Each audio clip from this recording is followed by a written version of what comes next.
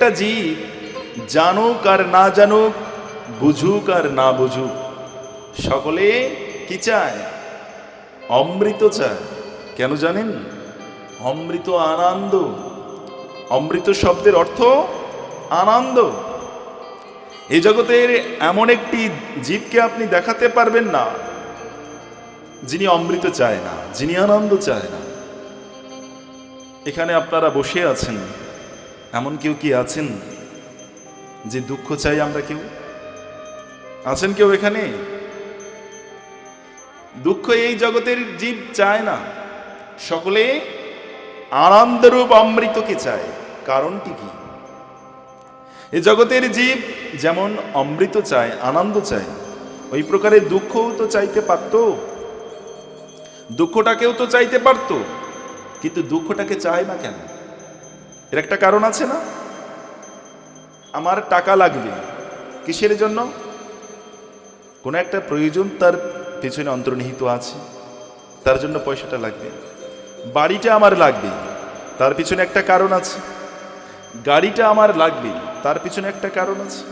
ঠিক ওই প্রকারে অমৃত আমি চাইবো কেন? কি কারণে চাইবো অমৃত? আনন্দ কি কারণে চাইব?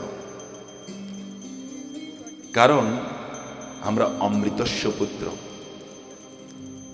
অমৃত সাদৃশ্য সেই ভগবান পরমেশ্বর, অনন্ত ঐশ্বর্যের যিনি আকর স্বরূপ, বিশ্বপিতা, সেই ভগবান অমৃত সাদৃশ্য। সেই ভগবানের অংশ জীবাত্মা, অতএব অমৃতের অংশ। আমরা এসেছি কোথার থেকে? অমৃতের থেকে। এজন্য আমাদের চাওয়া পাওয়াটা অমৃতই। আমরা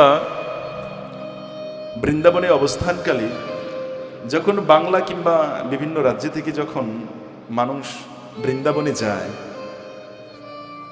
তখন সেখানে তারা আগে ফোনে আমাদের সাথে কন্ট্যাক্ট করে নেয় যে মহারাজ আমি বৃন্দাবনে আসব, বৃন্দাবনে তো অত্যাধিক গরম,